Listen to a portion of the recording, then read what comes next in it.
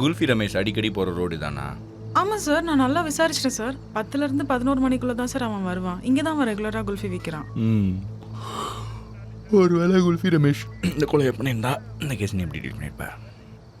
Sir ஒரு வேளை குல்ஃபி ரமேஷ் தான் இந்த கேஸில் கொலைகாரனாக இருந்தால் இந்த கேஸ் நீ எப்படி டீல் பண்ணியிருப்பான்னு கேட்குறேன்.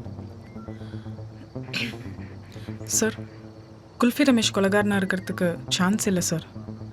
எப்படி ஷூராக சொல்கிற? காஞ்சனா அடையிறது தான் சார் அவனோட பெரிய கனவே. அது அவன் எதிர்பார்த்ததை விட ரொம்ப சர்வசாதாரணமாக நடந்துருச்சு. அதனால தான் ரத்னத்தை கொலை பண்ணுற பிளானை தள்ளி வச்சிட்டான். ஏன் தள்ளி பண்ணும்? அவனுக்கு கொலை பண்ணுறதுனா பயம் சார். என்னம்மா இன்வெஸ்டிகேஷனில் இல்லை இன்ஃபர்மேஷன்லாம் சொல்கிறேன். சார், காஞ்சனாவோட டீலே பணம் தரேன் நீ கொலை பண்ணுன்றது தான் சார். ரமேஷுக்கு பணத்து மேலே ஆசை இருந்திருந்தா உடனே ரத்னத்தோட தலையை கொண்டு வந்து கொடுத்துருப்பான் சார். ஆனால் அதை அவன் பண்ணலை சார். அப்புறம் ஏன் குல்ஃபி ரமேஷ் அவன் தலைக்கு வேலை பேசணும்? அங்கே தான் சார் அவனை ஜட்ஜ் பண்ணவே முடியல. ஆனால் அவன் அதை கண்டிப்பாக பணத்துக்காக மட்டும் செஞ்சுருக்க மாட்டான் சார். வேறு ஏதோ ஒரு முக்கியமான காரணம் இருக்குது சார். சரி, இப்படி யோசிச்சு பாரு. ஒரு வேளை குல்ஃபி ரமேஷ் இதை பணத்துக்காக பண்ணியிருந்தா அப்போ என்ன பண்ணியிருப்ப?